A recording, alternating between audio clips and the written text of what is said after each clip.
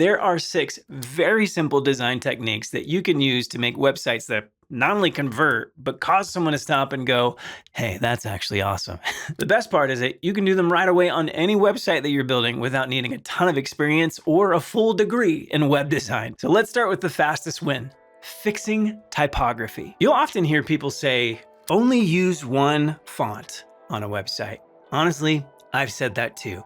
It's not that it's bad advice, but that's just level 1 of typography for websites. There are 2 whole other levels. Level 2 is using something called superfamilies. These are just massive fonts where you'll have one specific family that's got sans serif, serif, and even mono sometimes. And they're all built to gel seamlessly together. Now, level 1 and level 2 are great options. You're gonna see a lot of awesome websites using these very techniques. But level 3 gives it that extra little push, and it's all about using different font families from different foundries that mesh together like they were meant for each other. We're talking about font combos. And what actually makes combining fonts a lot easier is starting with something called your anchor font. Now, most people will tell you that you want to anchor all of your font choices around your body font. I actually do the opposite. I start with the headline first and then find everything else to support that guy. So why do I start with the headlines first? Well, on a website, the headline is the main text that you see. And I feel like your anchor should kind of set the whole personality for the page. Is it more modern? Or is it more technical?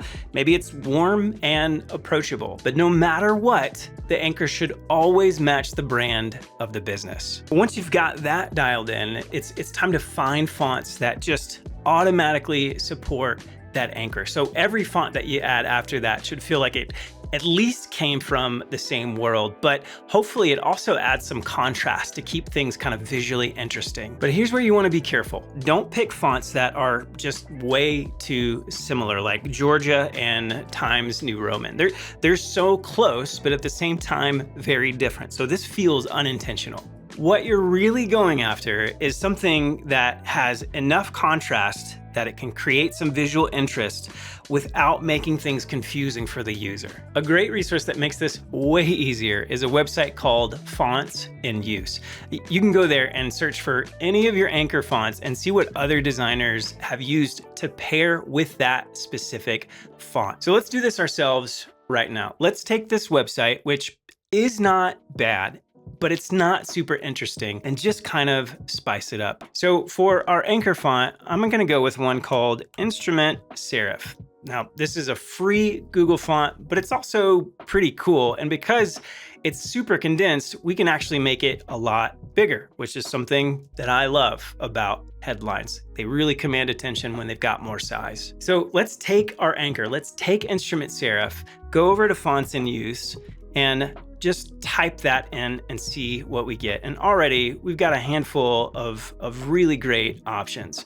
Over here, these are all completely free. Mona Sans, Anton, great solid fonts that we're not gonna have to pay for. Some of these you would have to pay for, but I'm gonna stick with one that we're not gonna have to spend a ton of money on so that it can be accessible to everyone. So I'm really liking this Geist Sans, and look how different it is in comparison to the width of each character.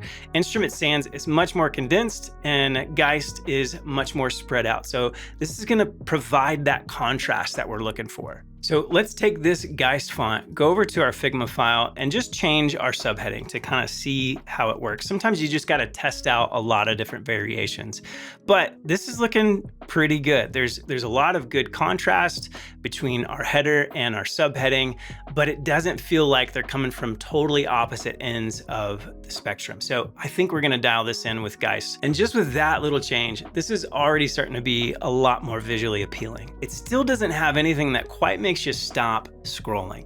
That's the next tip. You've probably heard a lot of people say that boring or plain sites are way better for business, and you always want to keep it simple. And as a web designer, you're not trying to impress other designers or win awards. And that's not bad advice, but a website isn't just a checkout machine. It's often the first and only meeting that people are gonna have with you or your client's brand. And if it doesn't make somebody feel something, you're not gonna be remembered. And when you start looking at websites for inspiration, you're gonna find that every website that really captures your attention, there's something that you notice almost right away. Maybe it's a certain type of font, maybe it's an image or an object. This is what I like to call the star of the show. It's one thing that makes people feel something, and it kind of anchors their attention long enough for them to actually take the action that we want them to. Like, look at this website here. The first thing that you notice are these gradient elements with some text on top of them, and they're really cool gradients. They've been done really well. The movement is neat, and then you can go back and forth and interact with it. This is something that is definitely the star of the show. It commands your attention and makes me actually care about what the rest of the page is saying. But here's where a lot of designers get lost. Picking a star just because it looks cool is where this goes way south. I am a big fan of Brandon Sanderson. Any Sander fans out there? Nerds unite! If you don't know who he is, he's a pretty prolific fantasy author. And I remember him talking about how a lot of the books that he writes start with what he calls a seed. Tress of the Emerald Sea is a perfect example of this. His what if on this was, what if the princess bride got flipped and the princess went out to save the prince? So from that one question, he built this entire world. Your star works the same way. It's your seed. You pick one thing that's connected to the overall story of the website, and you let everything grow around that. So for this site that we've been working on, this is a SaaS product, and reading a little bit about it, this handles operations for service-based businesses. The whole point of a product like this is taking a mess of complex data and making it feel really simple through things like dashboards and charts. So what if the star actually called back to that? Like, what if it visually referenced the charts and the dashboards that the users are going to associate with it? Now, we're not just trying to put up a chart on here. We want it to feel a little bit more abstract. So let's go to Unsplash and see if we can find something that fits. I'm just going to type in orange gradient to kind of fit with our button, and then vertical lines to match the chart idea that we're looking for. So right off the bat, this image right here is pretty cool. It looks like a graph, kind of abstractly, but it's also really visually stunning. So let's take our image, drop it onto our website, and we'll just kind of center it up and bring it underneath all of our elements. And because we don't want all this color to compete with our text, let's go ahead and flip this horizontally, and then we'll just add a little shape underneath it and mask it out to where it's still subtle, but making an impact. Let's adjust this just a little bit, and then I think we should be good to go.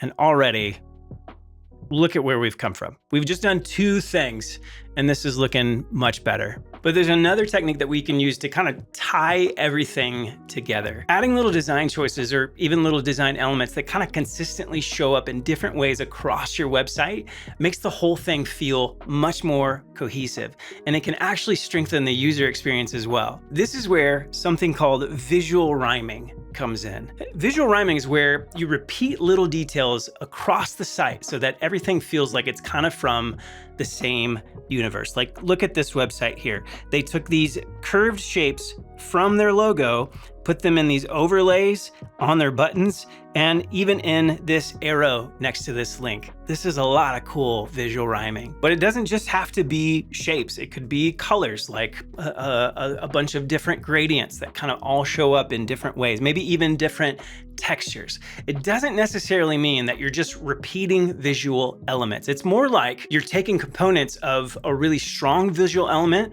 like the star of the show, and using them throughout the whole site on other different elements. Check out this website right here.